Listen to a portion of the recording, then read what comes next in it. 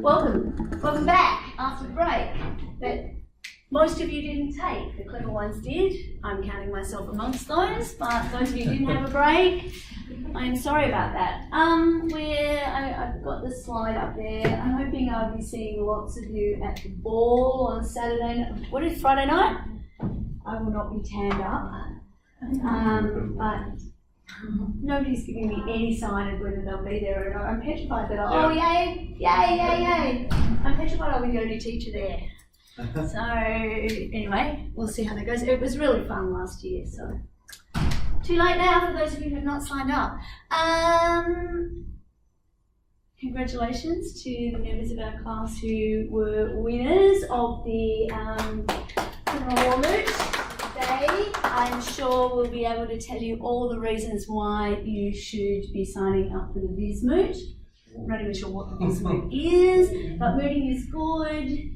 Mooting is a skill that you need, and particularly if you are contemplating becoming a lawyer at any point, you do need to have a go at thinking about what it is like to actually speak or deal with problems on your feet. So, because even if you are never in court, and if I remove moving admissions from my list of times that I've been in court, I have one.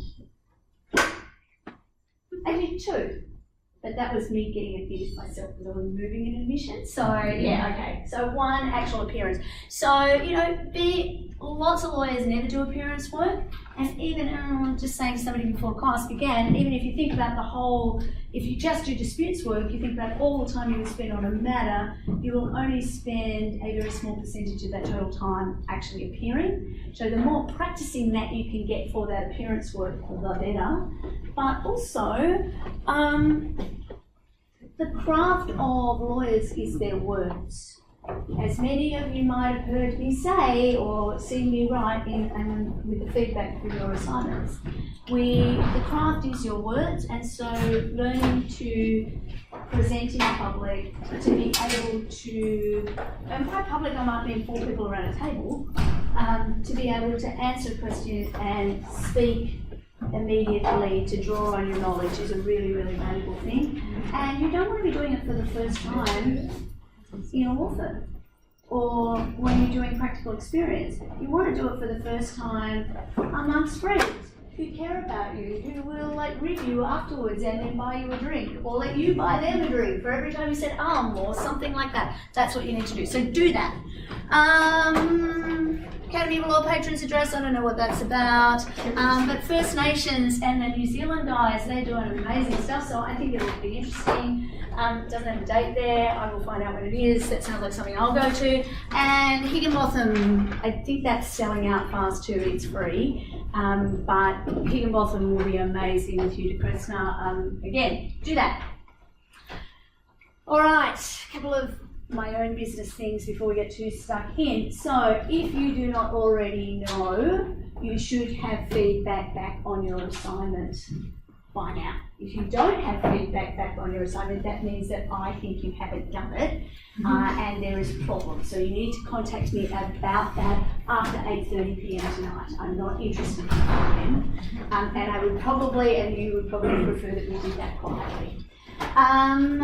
Unfortunately, I want to apologise. I did not get the feedback back out to you as quickly as I would have liked to. That is because I'm not allowed to release feedback until everybody has submitted, and we had a couple of issues this time around which made it a little bit difficult.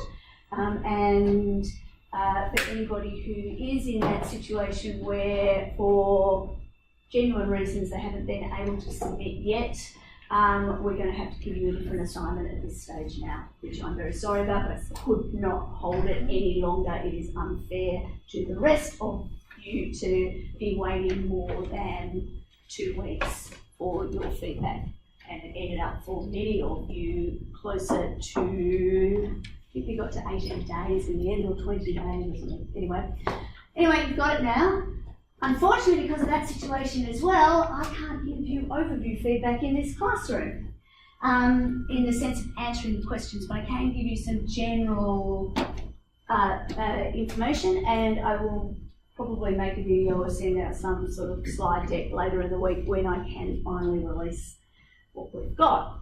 So, what do I want to say about it? Overall, actually, I was super impressed. It is usual in the first assignment, like comparative basis, that the average mark will be a low credit or a high pass, and that it's actually quite unusual to award high distinctions in a first assignment in this subject. It's just historically, it's not that I don't like awarding them, I really do, it's just historically it's often quite difficult. A few reasons for that, which I think many of you will be aware of. You're only 2 weeks into the course before you get a problem. There's not much of the course that you can actually talk about, and so being able to distinguish yourself is quite difficult. This time around, I haven't actually done the averages across the two groups yet, but it was the average was in the high credit area, and there were a significant number of distinctions and a few high distinctions as well. There are always fails. That doesn't mean that the people who fail are going to fail overall. The ones who fail because they haven't submitted, which happens, those who haven't actually withdrawn, that is, you can still get there, but it really does require doing something. Mostly, those people who did fail will find that we've got some sort of plan for moving forward. So there were none of the fails that submitted that I felt can't get there in the end, that there was usually a very good reason for that, and there's something that that person can work on. Similarly, people who got passes, credits or distinctions who would like to see themselves jump either 1, 2 or 3 levels above what they've got, there in most cases were clear reasons for that and opportunities to jump to the next level. Couple of things without talking about the problem itself, and again I really just can't do that. Attention to detail. Attention to detail is really important. If you write to me and you spell my name incorrectly, I immediately think you're an idiot, because I am the most important person in the world, and I've asked you a question and you are now coming back, and the first word, you're dear Catherine, spelt with a K and an E-R-I-N-E. It's a perfectly reasonable way to spell my name, but it's not how I spell my name. Similarly, there's a lot of different versions of Dennis, Derek, lots of different things like that. And just from a young lawyer's perspective, if you spell the client's name wrong, or the name of their company wrong, or you don't get the ACN, the Australian Company Number, right, they think you are not paying attention. Now, often the reasons that you've done that is because your brain has no more space for detail after you've answered this question, and everything else is right, but it does put people on alert. So attention to detail. Case names, making sure you're getting case names right. Detail around the formatting of AGL C3. I agree with you. It's not an exciting part of what you need to do, but it demonstrates that you care about your work and that you're getting that right. Little things like footnote references always appear after the punctuation. Always. Unless it's an M dash. But we don't need to care about M dashes, right? Always are, so the footnote reference appears after the full stop or the comma or the bracket or whatever the punctuation mark is. Case names are always italicized. If you do not have the full name of the case in the text, then make sure the year and the rest of the citation is in the footnote. Use IBID. You can use IBID for everything now. That was one of the groovy new advances in AGLC3, which has been around for 700 years or something or other. So you can definitely use a bid. You shouldn't use above N if you've got case names. I'm not going to crucify you for it, because I can't bring myself to do that. But little things like not using IBID, not putting your italics in, putting the years in like you're using a social, a social studies like referencing system like Chicago or APA or something shows me that you haven't gone and checked with the rules. If you have a choice between a case and the textbook, cite the case. Think of it as, and I would have made this comment with a number of you, think about the difference between primary and secondary data. Those who come from a science background, you quote the numbers, right? You quote the survey before you quote what somebody said about the survey. Similarly here, quote the case. Then if there's some extra thing that you got out of the secondary resource, so the article or the textbook or whatever, acknowledge that. Acknowledge your sources each time. But again, primary beats secondary. If all you're doing is telling me what the principle is, use the case. Use the best case, okay? Don't just pick a case. So one I saw a number of times, sometimes it was used for the right reason, it's great, but we had a number of references to fitness first and CHOM. One of my favourite cases, I like that case. I like using it because it illustrates a point in a way that I think a lot of us can understand how it works. But it's not a high court case. It's basically there because the tribunal got it wrong in the first place, and there are significantly better cases to illustrate points about contracts that can be signed, for example. So think about what the right case to use is. Again, at risk of sounding like a mum, because I do that a lot, it doesn't matter what you say, it matters what people read. So you have to read with your audience in mind. So you have to write with your audience in mind. So if you put a heading, make the heading something that's interesting or useful to your user, and then make sure the text that follows underneath it is relevant to that heading. Doesn't happen all that often, but it happens enough. A lot of you feel really comfortable with the structure. And this probably happened more with online students than it did with offline students, for want of a better word. But because those guys are quite good at practicing doing the problems, and because you've looked at the rubric, you've seen that the rubric looks like Iraq, and you've made it really easy for me to see these are the issues. These are the rules. This is the application of the rules, because you're using those headings. When you've got two different problems with some overlapping pieces of information, it's a bit of a blunt instrument for writing, and not necessarily the best way to communicate that. Now, having said that, I'm struggling to pick on these things because, on the whole, most people were doing really quite well. One of the things I didn't see that I usually see at this stage, so I'll mention it just in case it was a fluke. Often I see really, really long, dense paragraphs with like everything that somebody could ever have wanted to know about a particular area of the law, and I just get exhausted reading them. One of the things that I thought most of you write with relatively active language, one idea per paragraph, a topic sentence at the beginning, you're thinking about your reader, you're spacing things out, stuff like that. So overall, I'm really happy with how things went. Any of you, you can find lectures from this time last semester, and you will hear a very different voice at the beginning saying, yeah guys, I'm not quite sure why, but significantly better. I think too, this was probably not the world's hardest problem in a whole range of ways, and the one thing that can do is it can make it really hard to shine at the top.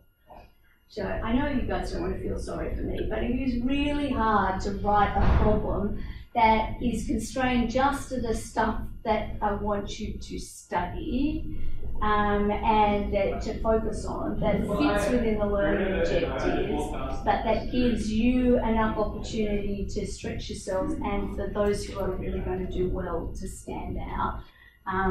So there was probably a little less of the standing out, but because it wasn't that much of it in that way. But we got there in the end. Questions, concerns, frustrations? I can't talk about the answer, but I will. I just can't. So can I just ask about choosing a case?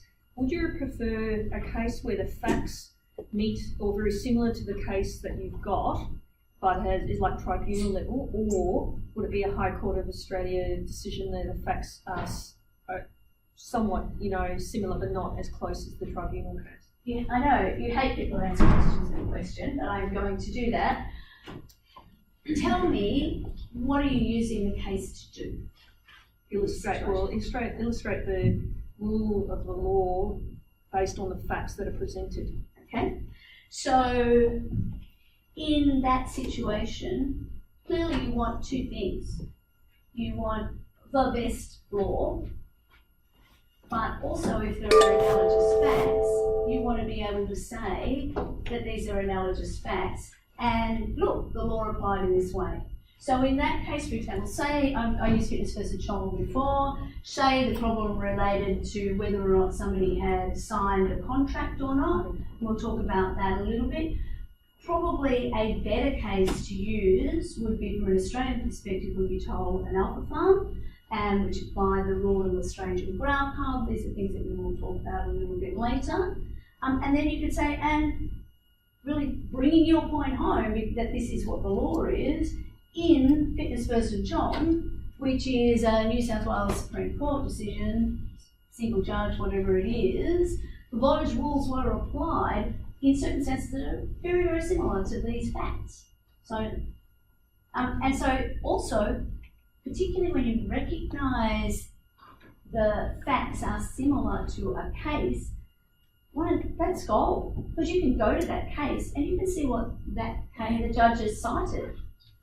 So, and one of the things that I will try and do over the next couple of weeks is well before your assignment is due, is I will run, it'll be online, but I'm going to run an extra research, I call it the Research Ninja Masterclass.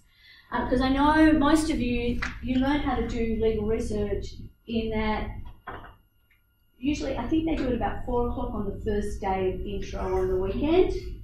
And I know you're all sitting there thinking, oh, I sat here and it's clearly the cool kids are over there and everybody else here seems really smart and I'm an idiot and I'm now finding out how to research a case. I don't really know when I'm going to need a case. And also the way you learn to research a case is they say, what are you looking for? Jones and Smith. And so you put in Jones and Smith and then you work out where to find it. Where actually you need to go before that, don't you, to work out what kind of cases might be relevant to this.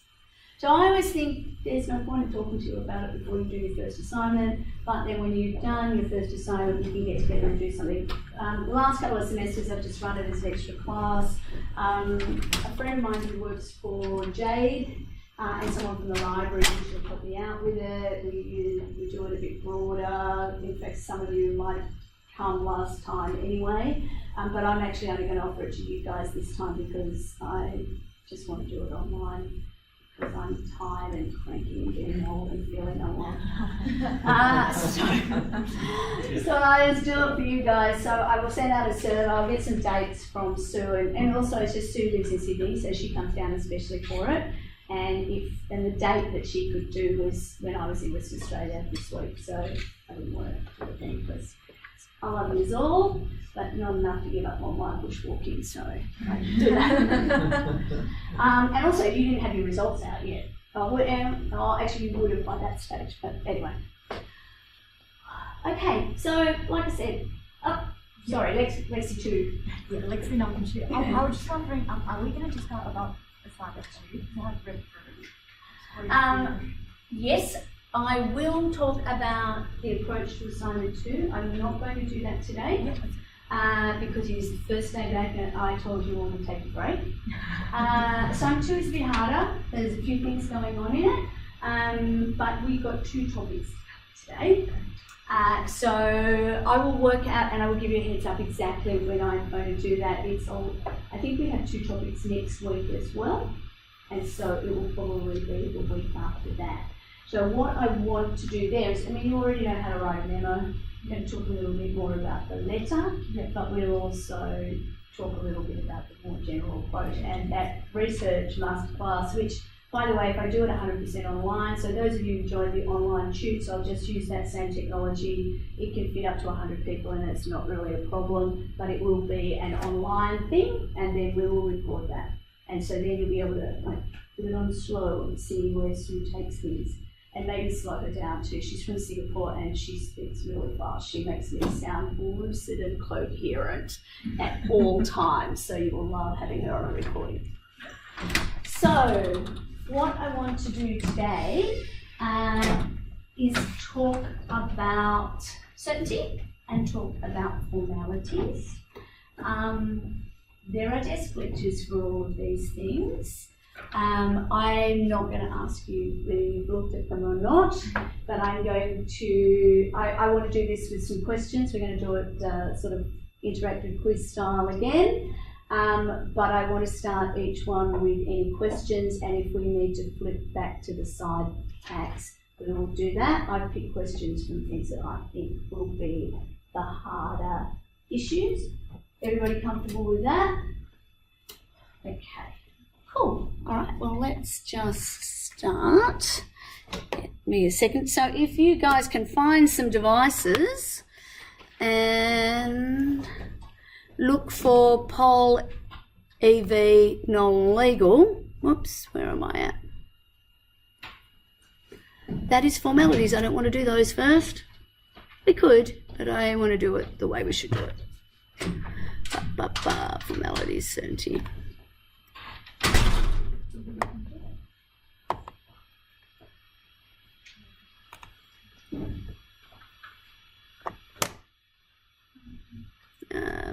Full screen. Okay, so those of you who haven't done this before, and apologies to those of you at home, I know you hate these recordings, but you don't have to listen to them, you can go straight to the desk recordings, it's fine.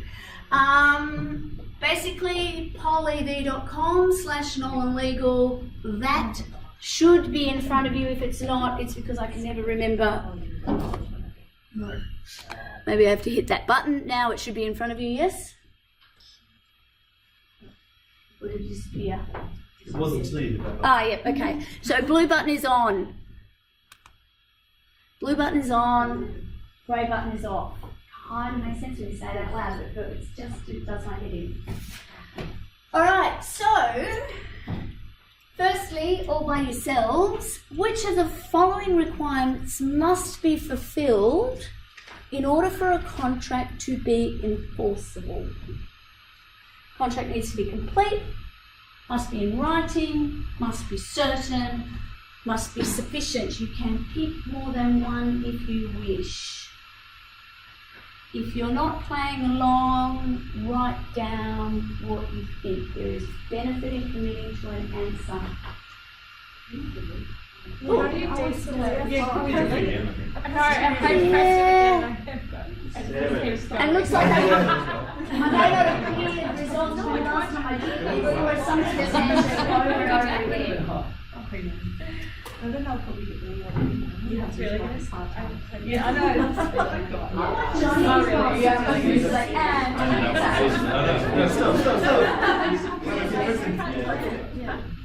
I don't have any, I've actually voted since teaching Johnny before not to have free form answers. Yes, he is quite hilarious. Actually, we've got lots of answers here. Let's have a look.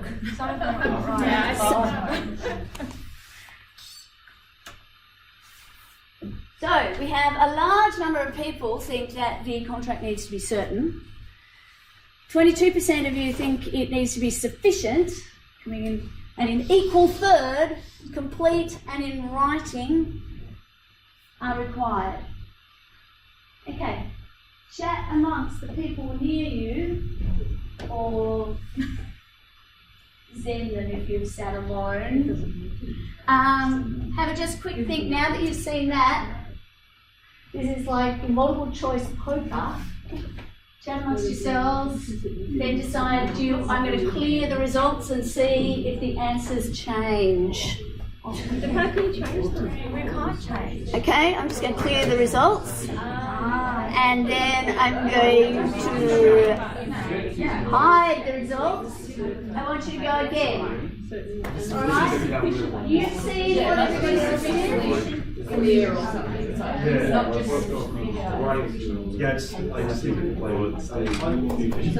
Is it not letting you change your answers? I might have to go in and change them.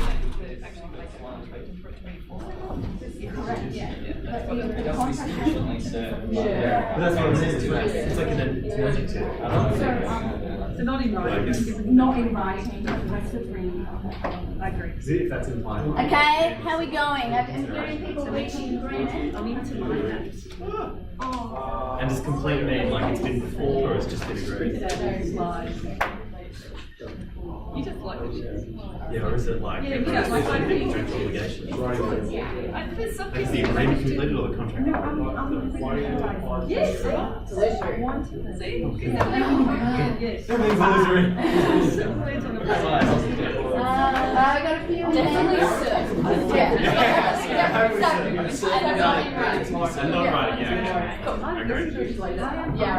I only just said Okay.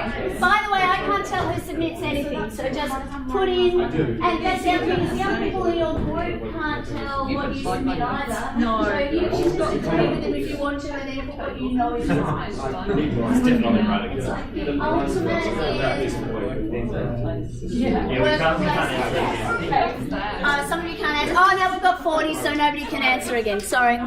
Let's just have a look.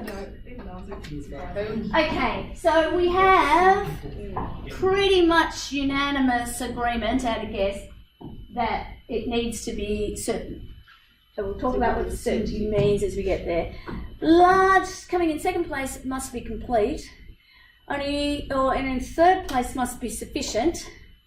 And in fourth place here, it must be in writing. Okay, I am going to tell you up front that must be in writing is a no. There are certain kinds of contracts which need to be in writing, and so those of you who've done the prep will know that that is a formalities requirement. And there are certain, so anybody just want to give me a quick list of the kind of things that you might need to have in writing? Relevant topic today. Land, that's the easy one. Who's getting first? What else? Commercial. You don't need more. Guarantee. Guarantee. But not in a Victoria. But not in New South Wales. Yeah, Yes, not in New South Victoria, Wales, not in New South Wales. And it's the other one. Sorry, I'm asking a question for Victoria, but there are other states as well where you don't need a guarantee. What about car? Buying and selling car? No. Can't register, change the registration without a piece of paper. So there are formality requirements to register that. I believe there are also for the buying and selling of embryos, well, I'm not actually buying and selling them. I think that there's all sorts of things where you have to have a piece of paper because some legislation says you do, and they range. So we'll talk about that with the statute of fraud shortly. All right, now a large proportion of you, 20% in fact, have said that the contract must be sufficient. What does that mean? 20% of you say it needs to be. There has to be enough detail for it to be enforceable. There needs to be enough detail for it to be enforceable. Okay, my understanding is that that's what it means for something to be certain. What does sufficient? What's the language? Where do we hear that language of sufficiency?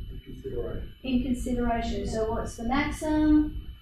Consideration doesn't need to be adequate, but it must be sufficient. So this is meaningless. So contract must be sufficient. Consideration must be sufficient, absolutely. But the contract must be sufficient doesn't really have any particular meaning here. And just because I saw they added the feature, so those were the two correct answers. It's very cool that it does that, isn't it? Okay, so I'll let you take your photo before I go on to the next one. All right, so contracts need to be complete and contracts need to be certain. So what does a contract being complete mean? So almost a quarter of you saw that that was relevant. Well, actually, I'm doing the maths in a really crappy way there because a quarter of responses were that, but I don't think it worked that way. But anyway, a large number of you thought that that needed to happen. At least 10 of you, or 9 of you I should say, have given that response. So there's going to be someone who knows what complete means. Are you trying to tell me over there? Yeah. I mean, well, I No, my Excellent. my understanding was that all the elements were met. That's what makes it. Okay, and absolutely and that's not actually what it means, but it's a really important part of making sure that we have formation of the contract. So part of ensuring that in order to know that we have an enforceable agreement, we need to have, or by heart by now, right? Agreement which is made up of offer and acceptance. But if we can't find those two things, then we can find a meeting of the minds. We need to have consideration, which is the price of the promise. Consideration goes both ways. Then we need to have intention. So the parties need to intend their agreement to be binding and not just a social kind of promise.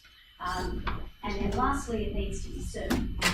So that goes to the question of what certainty or completeness means. So certainty is made up of 3 things. I could bring the slide up if you want me to, but I reckon I can muddle through it as well. So there are 3 elements to something being certain. One is they need to be certain. Okay, not particularly helpful. We'll get to that in a second. They need to be complete. In other words, all of the essential terms need to have been addressed. And each of the essential terms needs to be addressed in a way that is sufficiently certain to mean that an objective third party can understand what the parties meant by the things that they said or the things that they wrote down. And then the last of those things is that horrible double negative one. It needs to not be illusory. So in other words, promises need to be real promises. So if they are so discretionary as to mean that no promise is made, then the contract will fail for uncertainty. So basically in the desk lectures, if you haven't had the chance to watch them or you just want to watch them again because they're just so awesome, each of them, they're basically broken down into what does certainty mean, what does completeness mean, what does non-illusory mean, with some examples in each case, and then, the big crunch one, what happens if uncertainty fails, or if there is a failure of certainty, if a contract is incomplete, or if it is uncertain. Questions, concerns, frustrations? Right, let's just keep going for a minute and I'll work out at what point I need to go into the slide pack.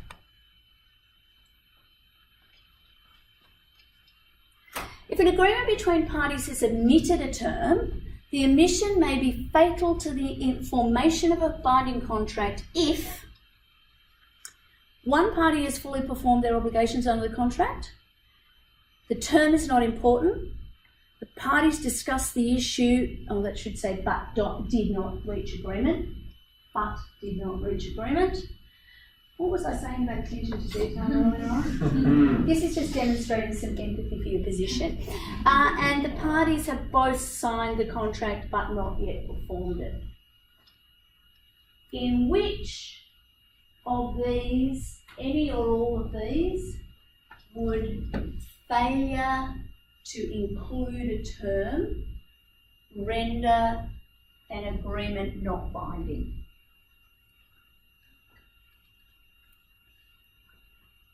Do it quietly yourselves first. We'll do it exactly the same way.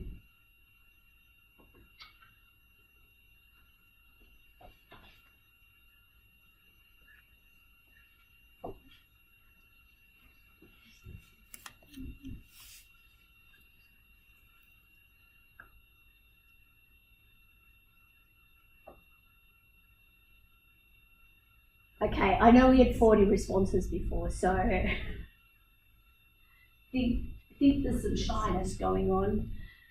Innovated overexcited and Look. asked me to respond multiple times. Let's have a look. Questions to illusion the Okay, let's have a look. Love it when they move around. Okay, let's work backwards this time. This is correct, absolutely. If the term is unimportant and it's been left out, we're not going to end up with an incomplete agreement. So, in relation to the others, have a think about it. Going to clear the responses again, talk to each other. You've now got 3 to choose from. Well, and they may all be correct, by the way. I'm not giving anything away at this stage. Have a chat with amongst yourselves and see what you come up with.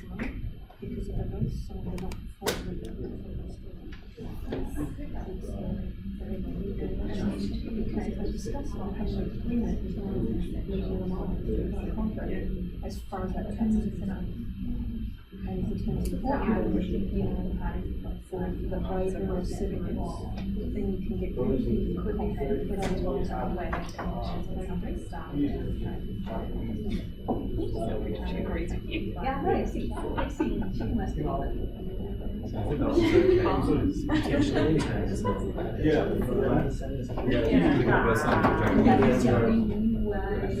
Yeah, I did do that someone to be strict and disagree with you. Yeah, the onset,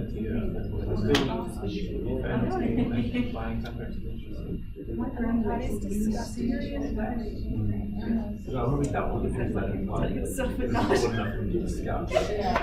it's what I'm mumbling to myself as I'm trying to get you to sleep. Oh, did I answer? Okay, lull in conversation. Anybody brave enough to talk about the one at the bottom? What do we think about the situation where both parties have signed a contract but they haven't yet performed anything? Is that relevant? How is it relevant? What are we really asking about here? Well, I'm thinking it's more circumstantial, that last one. So if you're looking at an agreement where something has to be signed, Yeah. written, then you can apply that. And then there's a bit of term that's being omitted, so that would apply. But these other two are a bit more general, I suppose. So, if you've got something that's written down, I'm just trying to translate where your thinking is and do it in a way to help you expand that thought. So, you're thinking about a situation where there might be a formality requirement, so it needs to be written down. And neither party's actually done anything yet, so it would be a bilateral contract that both parties have signed, but there is an essential term left out. Okay, so an essential term left. So what's an essential term? Just while we think about it. Oh, I'm not going to be mean to answer. The parties?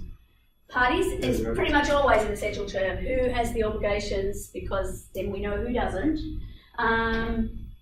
Think about it. In order to have a contract, we need to have agreement, consideration, intention.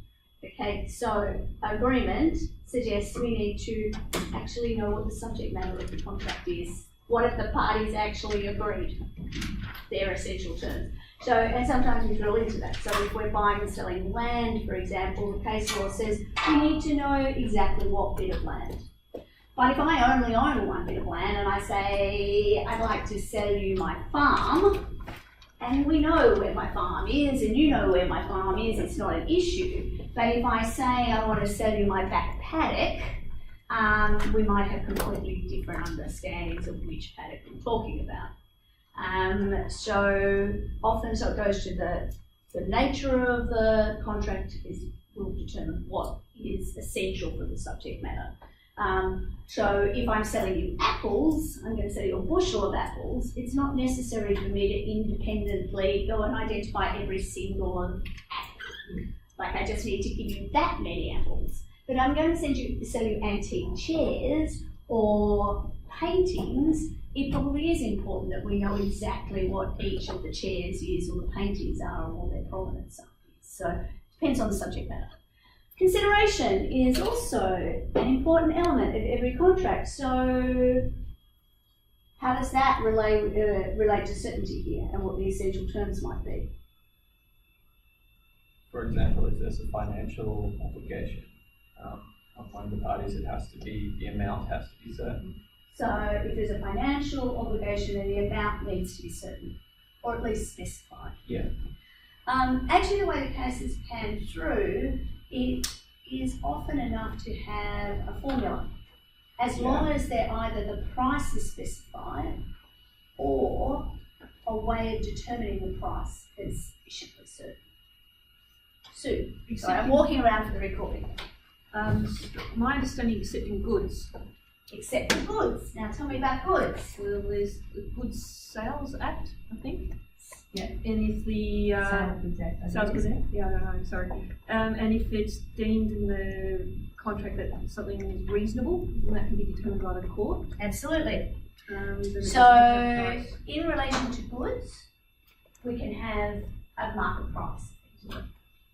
So again, there is no set rule for what the essential terms are, but let's think about, you can think about where the essential terms come from. They come from the things that we need as evidence that we've got a contract. So we need to know what the subject matter of the agreement was, what the consideration is. So, and Sue's absolutely correct here that if it's goods, we've got a formula that's presented by the Act. We might have a formula in a lease, for example. We've spoken previously about options. An option to lease premises at a future time will often come with a formula for calculating the rent. So the rent will be, either the rent as it is now, or if CPI, and so the Consumer Price Index here for Melbourne, general basket, or they usually need to define it properly. If it's gone up, then it will be increased by the CPI, provided that the minimum increase will be 2% or something like that. So there'll be some sort of formula that's approached. So here, looking at this, all that logic, perfect. So let's then bring it down to parties that both signed the contract but not yet done anything. So just going back to asking ourselves that question, so if we've got a contract, now the question here, always answer the question. The question here doesn't actually use the word essential term, it just says a term is omitted. And I think so Axel's quite rightly said, well, this is only going to be relevant if it's an essential term. And we've all agreed previously, might have just been luck, but let's say it out loud, that the reason that none of you thought an agreement would fail for want of a non-important term is that you understand that we're really talking about the essential terms. And if we go back to thinking about what an agreement needs to contain, it doesn't need to address every potential scenario, everything that can go wrong. It needs to have clauses or agreement reached in relation to the essential terms, and then the rest of it will be treated however it's treated. So this part then goes to, is it relevant that people have signed but not done anything yet? So keep that in your mind. What else? What's the opposite of that? Bottom question is the first one. Somebody's done everything that they said they were going to do. Now remember, all of these cases really arise, cases we deal with this subject arise because one of the parties doesn't want to be bound by the contract. So if we're in a situation where one party has done everything that they said they would do, so a promisor has received the benefit of all the promises, or promisee has received the benefit of all these promises that they made, and then he's saying, actually there was a term left out, I don't need to pay, or I don't need to herd your Alaskan wildebeest or whatever it is that they had promised to do. So these are kind of opposites to each other. So how is performance relevant here? Is it relevant? Am I just trying to spook yous? That's a good spook you face. I feel like I need to get out the phone and just like put that in there at that stage. Yeah. I'm just sort of pitching it out there that my understanding is the courts do everything in their power to keep contracts valid and keep it enforceable. So if two parties don't want to do the performance anyway, then it wouldn't be in the court, so it's not relevant. Absolutely. And then, so that knocks out number. Well, yes. If both parties are happy to walk away, no dispute. We never know about it. It doesn't matter whether it's binding or not binding. They've effectively agreed to walk away. If nothing's been done yet, and one of them's walking away, but the other's like, I was going to do my bit, I need you to do yours, then we still could have a dispute. But just going back, what Peter said at the beginning there is really important. Courts will always seek to find a contract rather than to get rid of it. They won't write the contract, but they will look to find a contract. They start with a presumption that commercial people wanted to do a commercial deal. So, okay, so with my little proviso, we've wiped out your bottom one. Tell me about the top one. Well, I would say the top one they would still try to keep the contract valid, and my understanding is that courts are more likely to fill in the gaps of a contract rather than to scrap it, although that's quite controversial among the time. Okay. They will fill in, and we spend quite a lot of time talking about gap filling later on. They'll say, okay, is there an implied term here? Is there a term that the law will just put in anyway? Is there a term of custom that's not written down but that we think should be there? But when you look at the last of the desk lectures about consequences. So sometimes even when we find that there is no contract, particularly if a party has performed, then we might find that the remedies are equitable. And so in particular, there might be an estoppel that stops somebody from claiming no contract, even though the common law would agree with them, because it would be unfair to do that, or to find a specific performance order. So equity helps us in this stage. What about, sorry? Is Madison and Alderson relevant here? Could be. That's the case with the housekeeper that was induced to look after it on the promise that she'd received the land after he died. Yeah. And then he died. A will was written, but it wasn't properly witnessed or something like that. Yeah, It was that's probably right. executed in some way. And she was found. There was found to be no contract, even though there was full performance. But there was an equitable remedy in that case, and she was allowed to stay for at least the duration of her life. So where you're coming to is there are two kind of lines of cases there. So the English line ends up with a case called Stedman and Stedman. Yep. The facts of them are all basically somebody does something in the promise that they will get some kind of reward at the end, usually the property needed to be in writing in some way. They do it because they're in some kind of relationship. From memory, Stedman and Stedman was actually as part of the breakdown of a relationship. There was some agreements made. But Madison, housekeeper, stays on. She was going to be left with a house. She did that work. But that was very much a commercial relationship. And then we've got Ogilvy and Ryan, which is the one where the woman came and lived with the man in the house, and she looked after him into his old age. He promised to leave her the house, but he didn't do it. So the question then became, was there completeness in relation to the contract? There was also some intention points in relation to that. So the Australian law has taken the more narrow test, which comes out of Madison and confirmed in Ogilvy and Ryan, where in Stedman and Stedman, the UK have a much broader test, looking both at intention and looking at the amount, the reason for the performance and the extent of the compliance. So, moving on from there, the one we haven't discussed is, what about this? Where parties have discussed the issue that is omitted, but they did not reach an agreement in relation to that matter. Is that a circumstance where that omitted term could be fatal to the formation of an agreement? Yeah. Yeah? Great man. Yep, tell me why. Well, I thought that the fact they discussed it would imply that it might be important to them. Yep. The fact they couldn't reach an agreement about it might imply that as well, so therefore it might be sort of essential to them. So follow that logic on. So, They couldn't reach agreement, so they didn't include a term about it. yeah.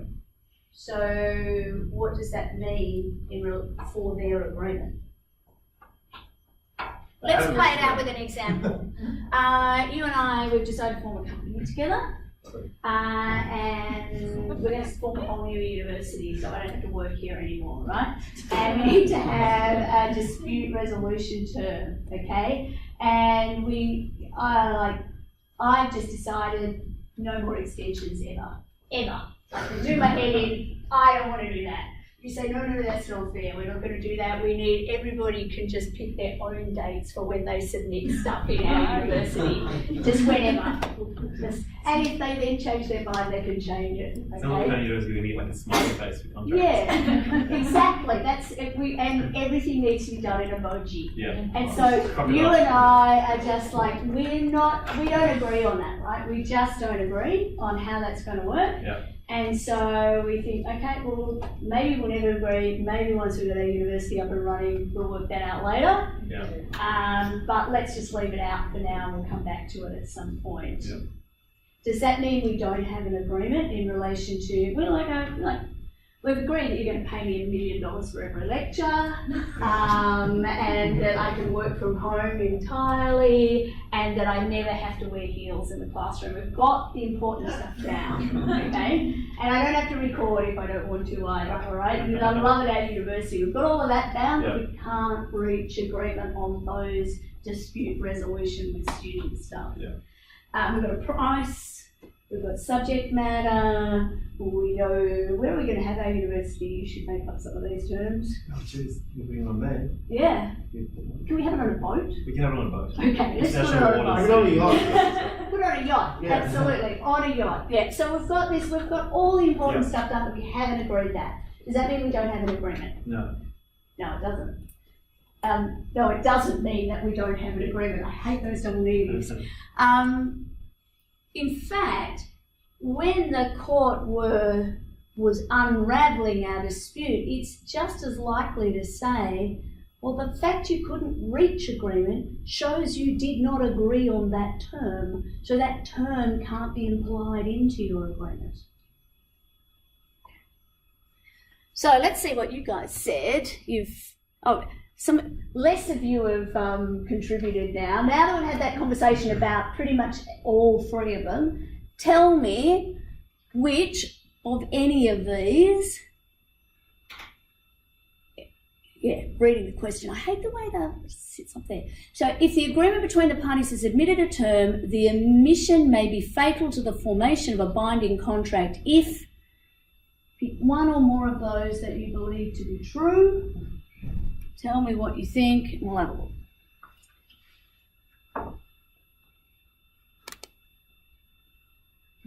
Oh, sorry.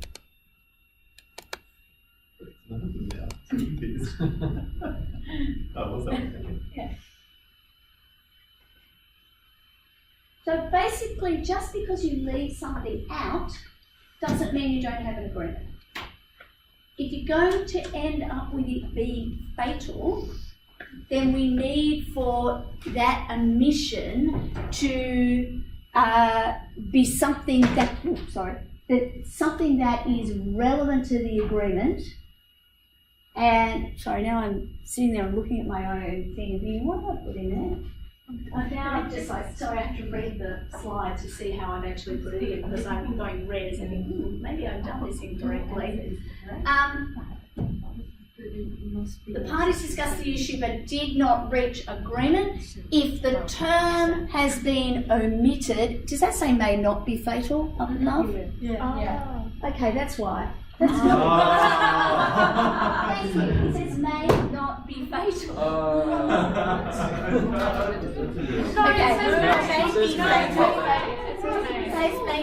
Okay. Parties discussed the issue but did not reach agreement. If the parties agree, if it's an essential term, that would make sense. I'm sorry, that answer does not make sense. Okay, we're all in this together.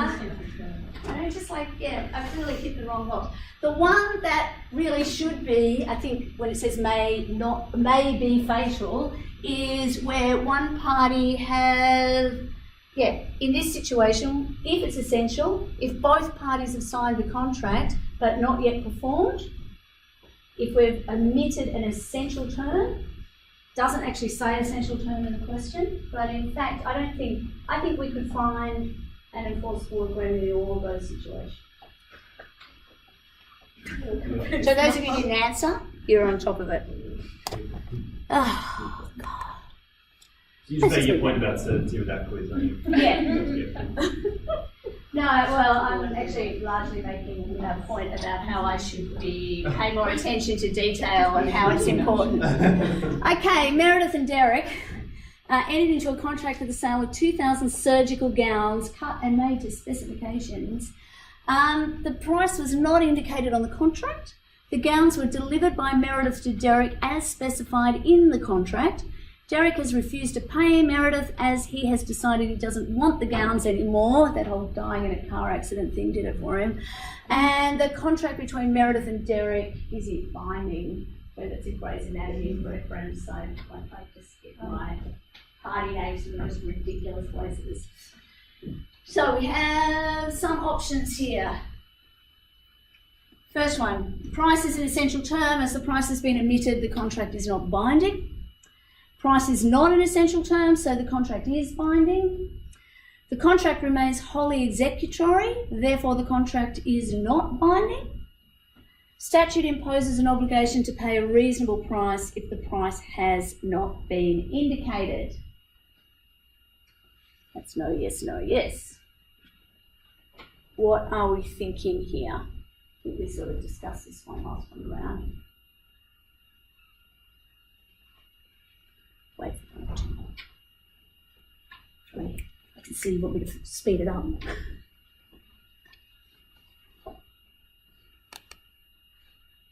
Alright, this is what I like about this game. I get a good sense that we're all mostly on the right track. So again, surgical gowns, they're just a form of goods. Presumably, if you're buying them in lots of 2,000, it's pretty easy to work out what market price is, etc. Oh, gee, I don't know why it keeps doing that, but it scares me. All right, sorry, I can't italicize in this program.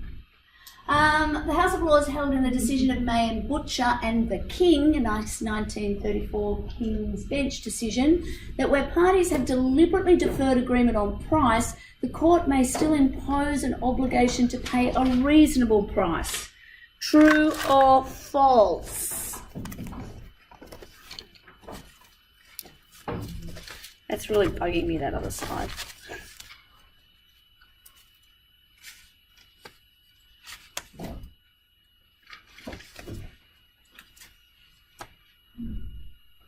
Couple more in.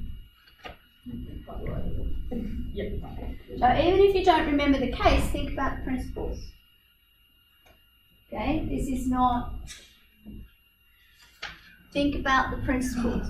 Where the parties have deliberately deferred agreement on price, the court may still impose an obligation to pay a reasonable price.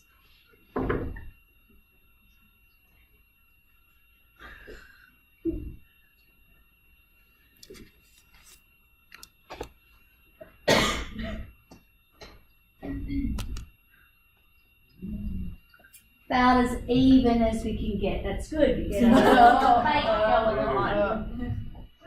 you know, 4% difference. All right.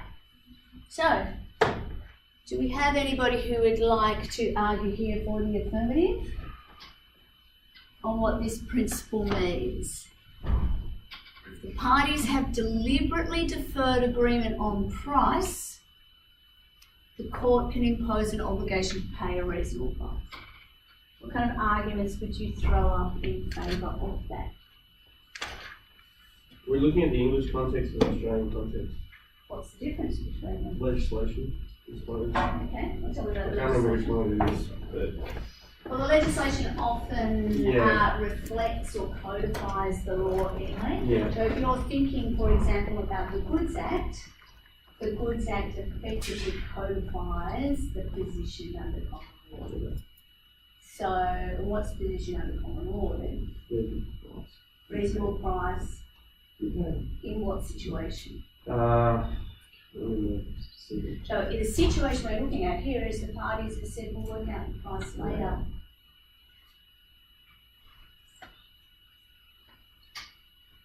So that's different from being entirely silent on price, isn't it? So what is a decision that we're going to talk about the price later? Is there some technical language that we use for that? An agreement to agree. And have they been held by the courts to be effective? How about I just turn that off, I'll clear the results, have another go. Think about it. But even without looking at the case, think about the principle.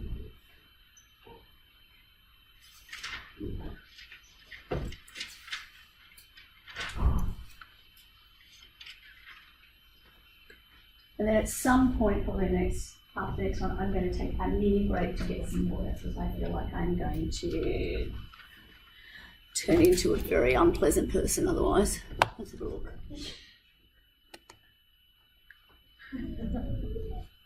It's amazing how things get different when we think through the principles.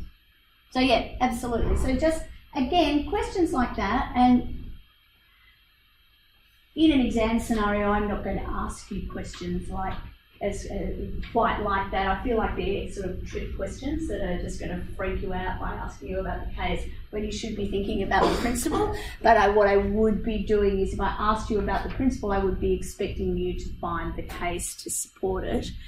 But again, just because you don't recognise the case doesn't mean that you don't already understand the principle. So just unpick the sentences and you'll be golden.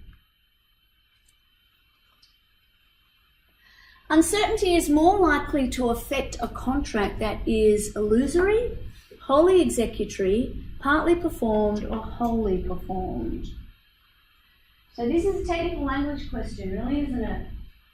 So maybe before you even answer it, chat amongst yourselves and work out what each of those things mean.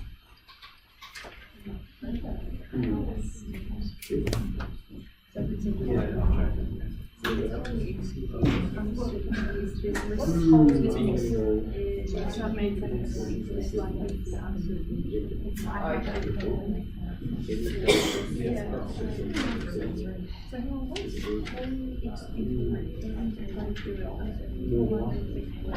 that mean you weren't particularly like a contract?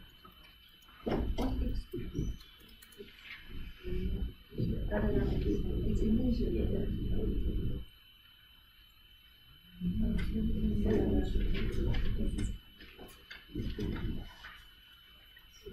Getting better maps so we can see this stuff.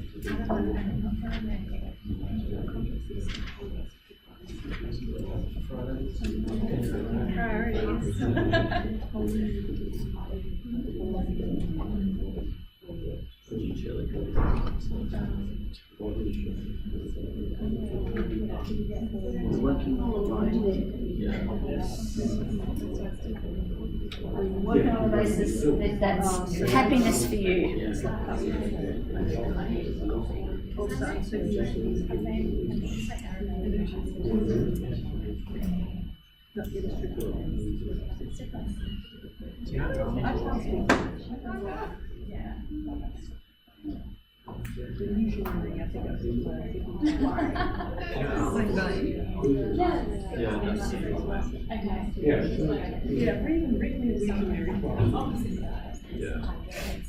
I don't know. That's it. I can do actually. No, I can do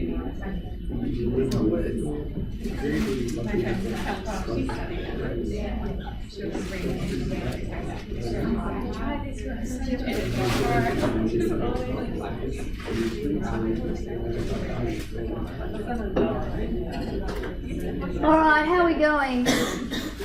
Sorry, let's have a look and see. So have you responded? You've thought about what each of those things means? Let's have a look. Okay, uncertainty is more likely to affect a contract that is illusory. What does that mean? A contract that is illusory. I don't. Sorry? I'm not sure that it can. I think I'm with you. What I think contract terms can be. Well, the terms might be illusory. Yes, my term where I'm going to be paid $1 million for each class on a yacht, but I'm going to work from home. And I can see how that might be illusory. What does wholly executory mean? Yet to be done, yet to be performed. Okay, so if a contract is wholly executory, uncertainty is more likely to affect it or less likely to affect it? More likely. Why? I assume you're talking about the problem. Yeah, I don't know what I'm doing. That could be it. But it also could be that because the parties haven't done anything yet, it's easier to just clear it away. Say there is no contract, nobody's done anything yet, the consequences aren't as significant. The cases where we have issues are often where there's been part performance, so one party has done their stuff and the other party is saying, yeah, this contract's uncertain. Or wholly performed, well that doesn't make any sense either, because if it's been wholly performed, then presumably there's enough certainty that they could perform what they needed to do, and the uncertain provision must not be significant. So illusory, I'm not quite sure what that means either. But basically, in order to just scrub out a contract, again, and sorry, I was being a bit mean to you just a second ago, but I think it's funny that I don't know what I'm doing, and it's taken 5 years and you're the first one to pick it up. So, or at least say it out loud when I'm in your room. Chances are there's, like regularteacher.com, and it's just like going up like this right now. But again, it can be, you don't know what you do. If it's uncertain, I don't know how much money I have to pay. I don't know what piece of land I need to transport. It makes no sense to me what these widgets are that I have to build in this particular time. So again, certainty goes to the essence of the terms. Okay, what's next? Of course, none of you are giving me any patterns here that make me think, yes, we'll just go through those bits of the PowerPoint slide so I can fill in the gaps for you. So haul and bust. So this is the case about the land on Badara Island. And it related, there was the clause itself related to the transfer basically of land and the things that were on the land, the goods and chattels and what values there were and the depreciation, etc. So we've got a couple of options here. The case found it was the court found that it was uncertain. Why? Because a contract for the sale of goods at a reasonable price is void for uncertainty. Because the buildings were too old to depreciate any further. Because it was too difficult to determine the depreciation of the buildings, or because a contract for the sale of the land at a reasonable price could be void for uncertainty. Showing this, I'm trying not to fill in the gaps on the cases for you.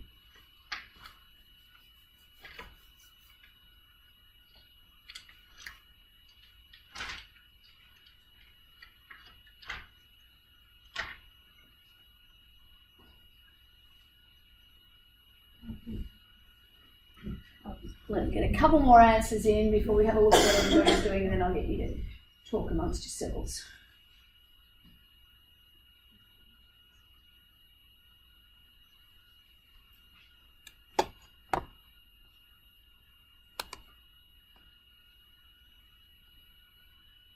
A bit of a mix of views. So, overwhelmingly, the majority are putting their money on too difficult to determine the appreciation of the buildings. Why would that be relevant? I think it's a good approach.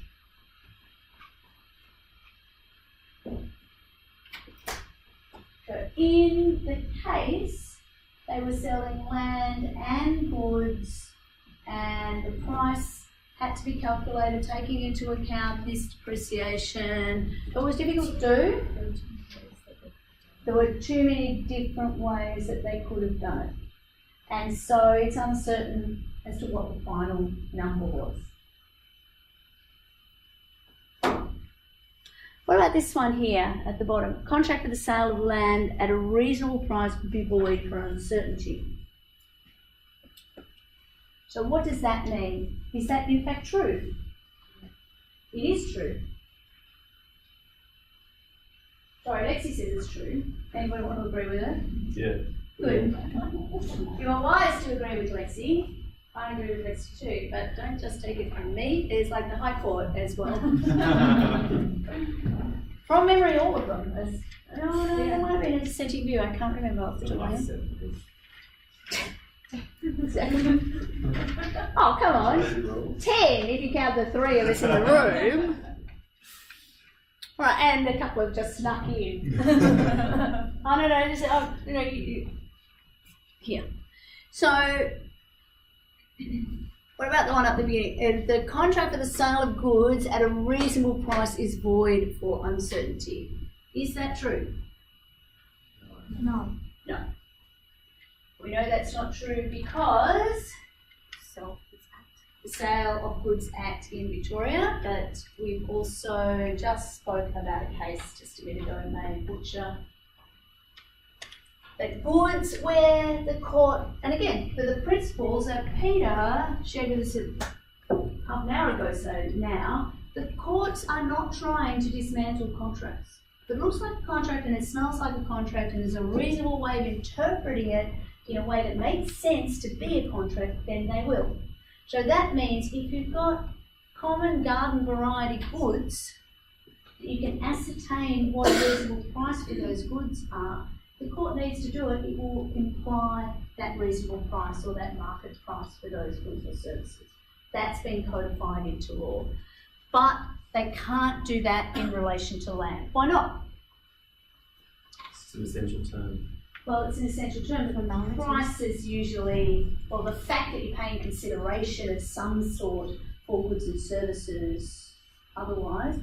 So goods are set, but what about land? Why would land or potentially services even be different too? Because the value to the individual will vary.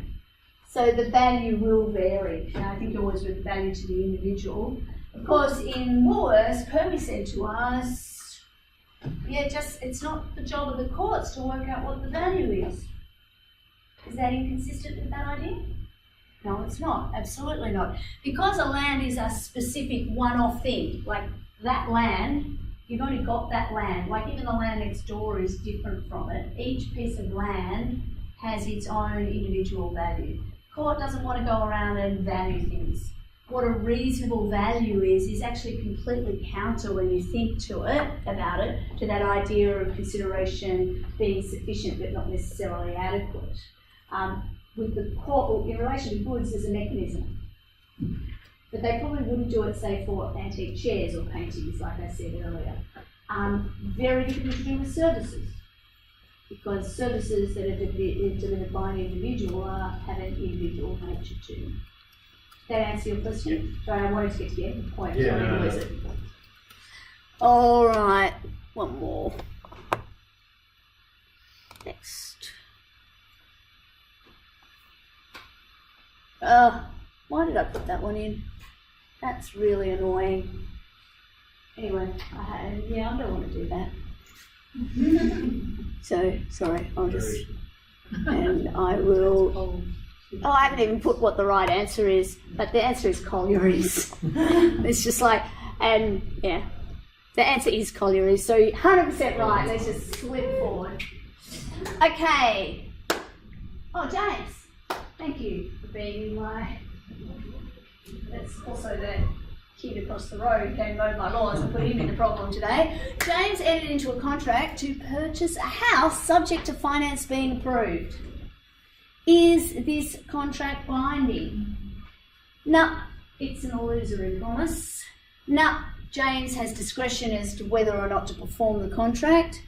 Yep, as the discretion must be exercised according to an objective standard, or yes, as the contract does not depend on the fulfilment of the condition.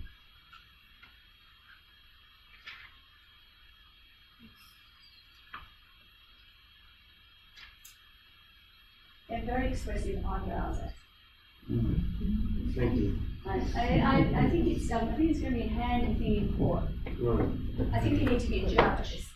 Very scary. Can we work on that? Can you be a judge? I think that would be awesome.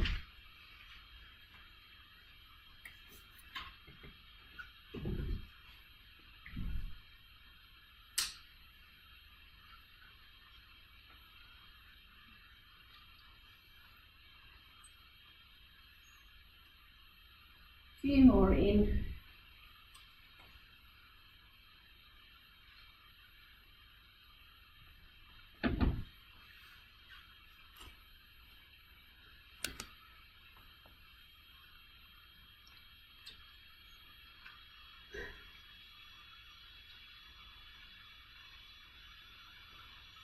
Okay, so most people are saying, yes, James, you have to buy this house. You've got some discretion, but you need to exercise it in accordance with an objective standard. So, all of you come up with different answers. I think I'll go for the second one because the vendor's taking a risk in accepting their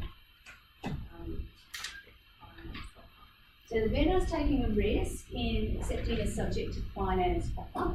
And if James doesn't get finance, he's out of the contract. And if James doesn't get finance, it's out of the contract. Of course, if James doesn't get finance, he can't pay. So that gives the vendor a quick out as well. Who's exercising the discretion? James pretended. Okay. So he could pretend. Yeah. Well, he's exercising. Well, let's not. Let's not cast aspersions about James here as to whether he would be pretending or not. But yeah, a subject to finance provision, the person who gets to exercise that discretion is the person who's applying for the finance. So if I were to offer James finance at usurious rates, at 35% per annum or something or other, in addition to probably not being called up in front of the Royal Commission because they'll be wound down so quickly, he might say no, he's not prepared to take finance on those terms.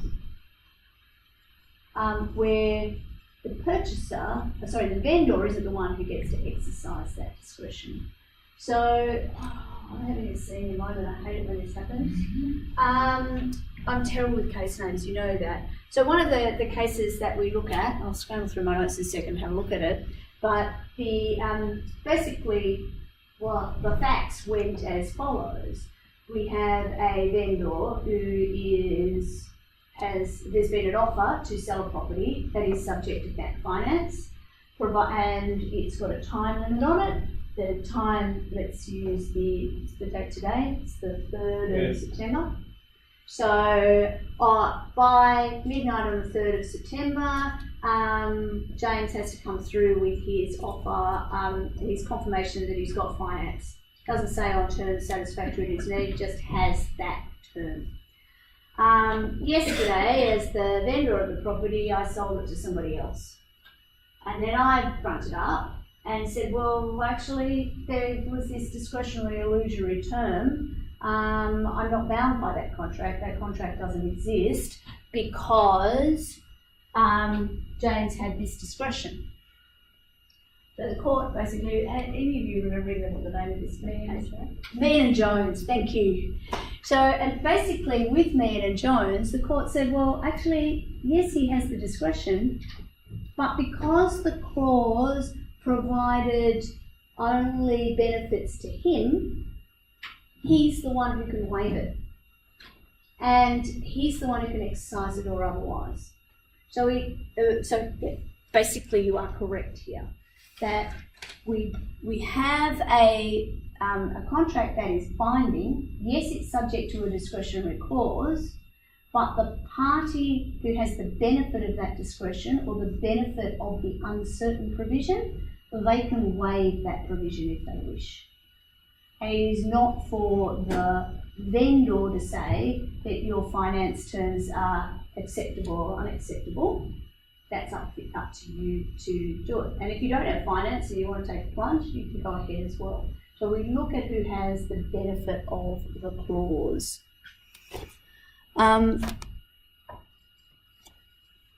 So yes, thank you. I do not know why I could not remember that case, but I do appreciate it. All right, full circle. How are we doing for time? Okay, so I would really like to take a short break to grab a drink. I've got some more quiz questions about formalities to follow onwards, but I'm just wondering if I might not, when I have the drink, I'd just like you to take you through this, the flow chart for thinking about these problems just one time. Make sure we're all on the same page as to where the issues might be and how to recognise an uncertainty problem, and then you should have enough for anything that's particularly confusing you then to either come to me with a sensible question that I can hopefully answer, or to work out which of the videos that you need to watch again. Is that all right? Okay, so can we just take 10 minutes now and come back at 7:05?